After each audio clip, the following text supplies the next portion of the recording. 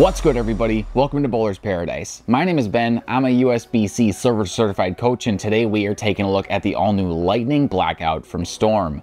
Before we fire this one up, be sure you subscribe to the channel. It's free, it's easy, and it is the best way to help us bring you the best non-biased and cross-brand reviews in bowling. So while you're down there, be sure you hit that notification bell too so you don't miss out on our next review. It's as if they wanted the IQ Tour Ruby and the Night Road to have a baby, and I am absolutely here for it.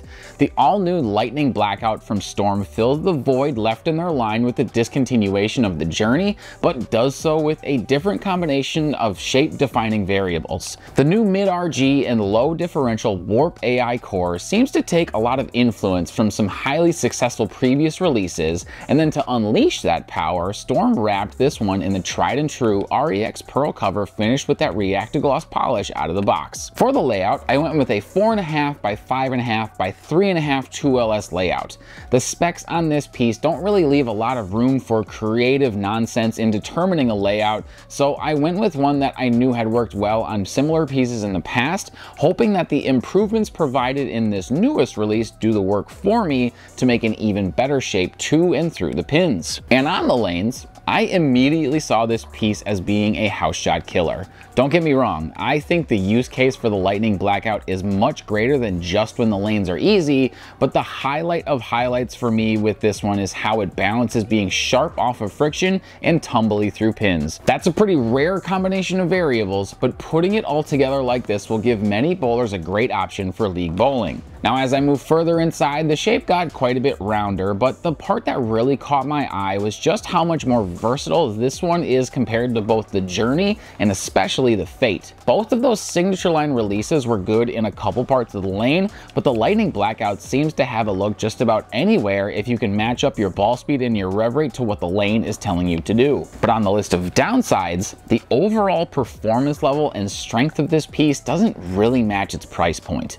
Ultimately, a bowling ball is only worth how much it strikes, but the signature line from Storm holds a strange place in the market today, so if you're on a budget, don't be afraid to look at some other pieces like a Rotogrip Hustle to fill this part of your bag, as the differences between those two is somewhat nominal. However, if you do decide to add the Lightning Blackout to your arsenal, I would recommend putting it alongside the Phase 2 and a Rotogrip Attention Star. Both of those pieces are going to be stronger, but provide a great 1-2 punch for when there's more oil on the lane than the Blackout can handle. Those two will work great on fresh, and then once transition sets in and you have some friction to play with, the Lightning Blackout can do all the work for you thereafter. Jumping to our cross-brand reviews, I first took a look at the Hyper Venom from Motive, and here I see a piece that is just much more focused on having an A game and not being super versatile when compared to the Lightning Blackout. Both of these pieces will be great when there is friction to be utilized, but if you prefer to keep your angles in front of you,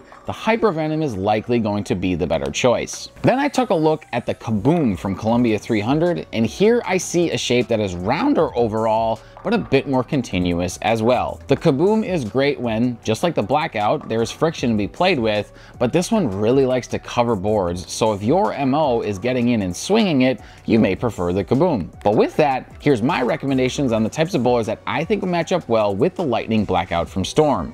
The first is tournament bowlers. Bowlers that understand shape will be able to manipulate this one to their liking regardless of pattern length or volume, which makes this one too versatile and ultimately reliable through the pins to not have it in a tournament arsenal. The second recommendation is for the rev dominant league bowler. If you find that you have to chase the look to the inside part of the lane too early and struggle with carry in the middle part of a league night, the Lightning Blackout will allow you to stay on top of the friction longer and get through the pins with some increased authority. The all-new Lightning Blackout from Storm might be trying to strike a little above its price point, but in the right hands could be what you need to outstrike your competition, and you can pick this up today and much more at bowlersparadise.com. Be sure to use the discount code YouTube at checkout for free shipping. Thank you to my friend Ryan Shafransky for the drilling of this piece, and to Dale's Weston Lanes for letting us film this video.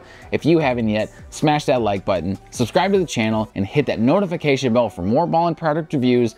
But as always, remember you guys, having the right ball in your hands, now that's a bowler's paradise. Peace.